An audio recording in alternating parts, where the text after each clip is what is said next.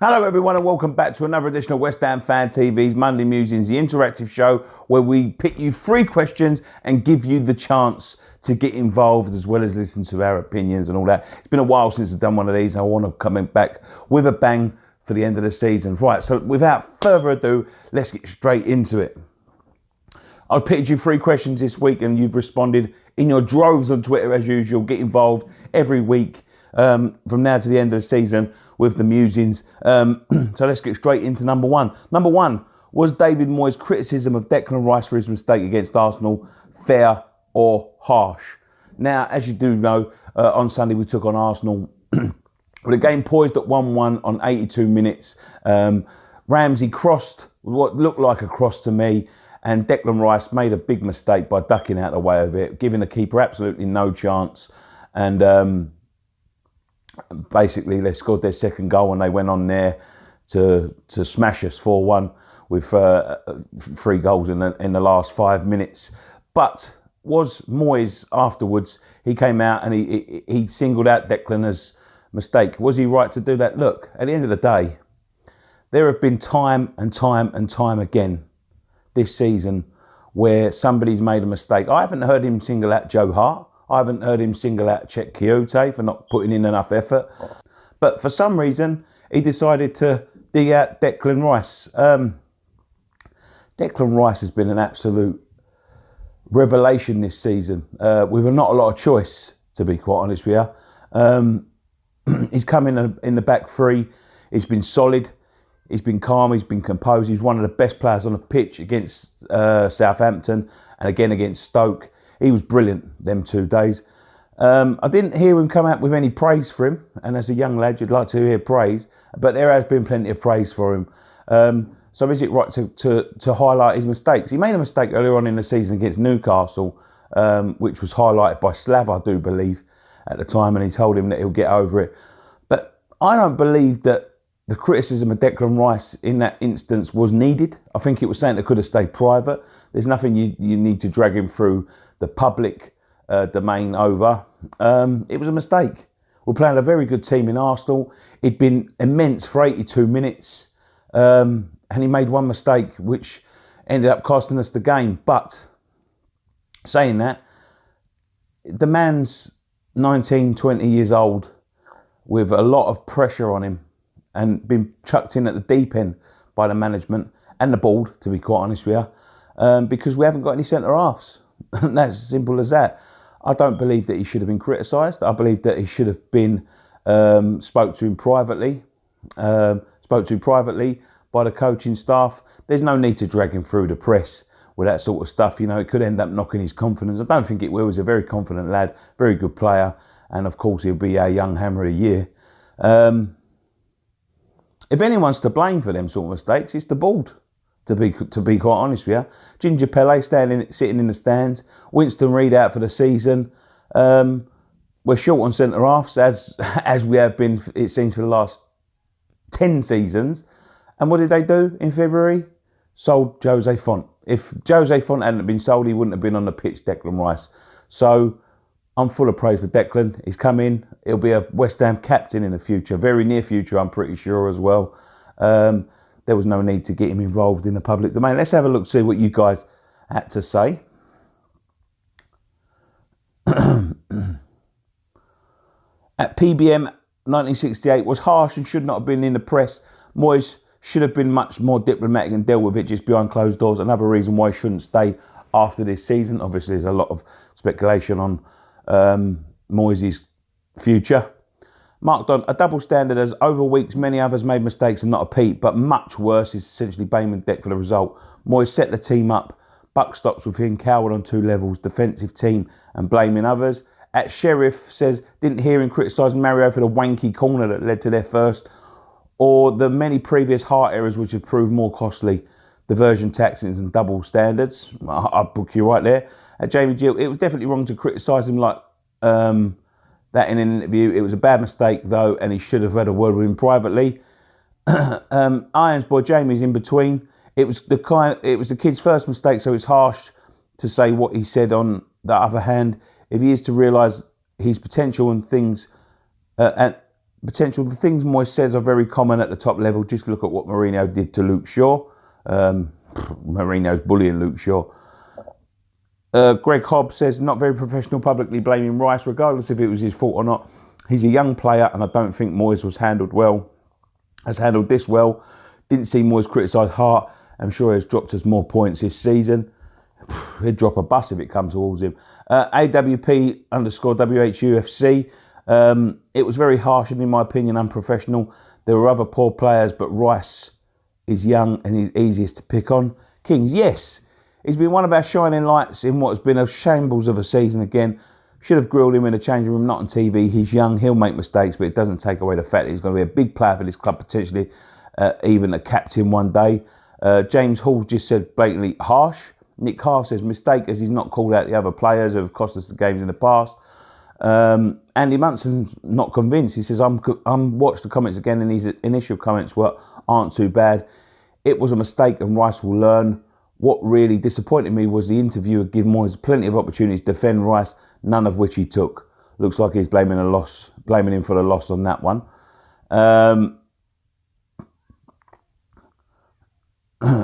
Corey Kemp says he was absolutely bang out of order, shouldn't pass judgment, a terrible manager.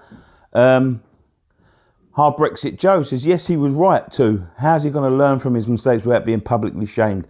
It's all part and parcel of football, so Declan needs to know where he went wrong and outed in front of the group. I'll take one more. At Kevin Lowe, extremely harsh on him, seeing as he's been one of our best players, yet constantly lets Kyoto get away with the mistakes he's made all season. Thank you very much for getting involved in them ones, guys. With a miserable season coming to an end, number 2 this is, with such a miserable season coming to an end, what do we need to do in the summer to make sure we don't have a repeat? Now, I've said this many times in the past. There is such a lot of work to do at West Ham. It is unreal. But where do we start? We could start with a manager, which I think is the best place to start.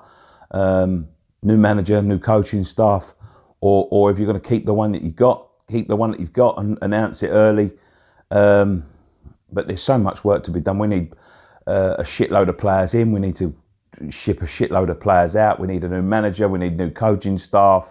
We need a changes of policy. We need a change of emphasis on transfers around the club. We need a change of attitude around the club. We need people to stop lying. We need people to run the football club properly. We need people to stop dragging us through the press.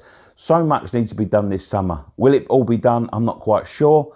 But if they want to avoid the nonsense that's gone on this season, they have to start somewhere. New goalkeeper I think is going to be a must. I think they're going to let both goalkeepers go. So there's so much to be done. And where do you start? But I would start with a new manager.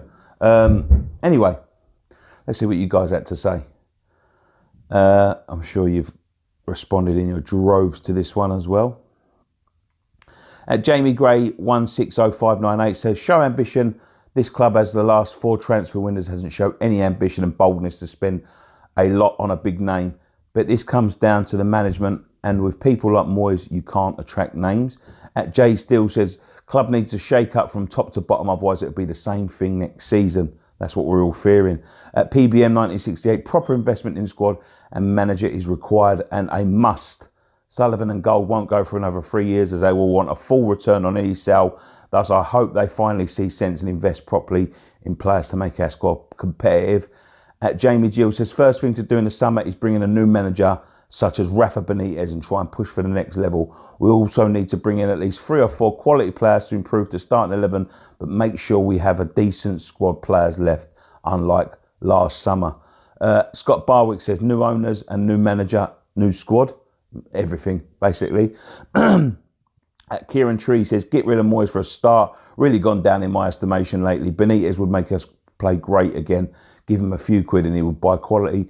AWP WHUFC says, first of all, would be a new manager. If Moyes keeps us up, thanks a lot, but unfortunately he's not the manager to take us forward. A manager like Benitez or Pellegrini would work. We also need to get in good players, not players from the Championship like it has been reported. A lot of people saying Rafa Benitez. The Iron Hammer says he's gone with a different approach. Have a beer, chill out, laugh at England and wait for the impending inevitable relegation fight for this year. Anthony, Terry Ant 1994 says, board need to change their ways. Won't happen though, expecting the same shit whoever the manager is. At Greg Hobbs, nothing we can do about the owners. It's clear that they're staying, but about time they back the manager though, whether it's Moyes or not. I go with one new manager with better tactics. Moyes is a bloody dinosaur. And two, new players need at least 6 in these positions. Goalkeeper, right back, centre back, CDM, left midfield, right midfield. I'll take a few more on this one. Nick Half says, simple, Sullivan, Golden, Brady must go. If we had to progress both on and off the pitch, Moyes will not move the club forward either. Andy Munson says, new manager with a transfer kitty of at least £100 million. The board should be getting a new manager in place now rather than waiting until the end of the season. Quicker they can start, the better. Unfortunately, our board won't do either. So the ultimate change would be a new board. And I'm going to take one more on this one because there's still a lot to go through. Harry the Hammer says, appoint a new, more positive attack-minded manager and kit him out with £100 million war chest. For a complete overhaul. However, both these things seem very unlikely with our owners. Yeah, lots to do in the summer. Number 3, director of football, good idea or bad idea? Do we need one? Now, you've seen Karen Brady in the last few weeks turn around and say, we need to appoint a director of football who will be taking over the transfers. David Sullivan done a big video at the end of the last season saying he's handing his transfers over to someone else. And then they've changed their mind without giving it a chance, without trying to look for anyone, without the season even ending, to be quite honest with you. It seems like at the time there was obviously a march going to be going ahead. And since that was all knocked on the head, it seems like they're going back to their old ways again, which I hope isn't the case because there's going to be a lot of trouble if there is. But they haven't given the director of football a chance. She actually said that we was never looking for one, it was a myth. Well, that's a lie because I was sitting in a room with her when she did say we were looking for a director of football, so that's a blatant lie. Is it a good idea? A man who's employed to look for problems in a football club. We've got a lot of problems. A man that is employed to identify and negotiate transfer tactics makes it a lot easier when it's not your money you're spending and you don't want a penny pinch on every deal that you get. So that ticks a box. They said they're going to trust Moyes with the job of buying players. Moyes turned down the chance to sign a central defensive midfielder when we have no midfielders. So I wouldn't trust him with fucking Sunderland, even now. You know, so I think the director of football is the only way forward and why they've called off the search. I hope they see sense and look for one in the summer. Probably because it cost them some money that they don't want to. But let's have a look, see what you guys had to say.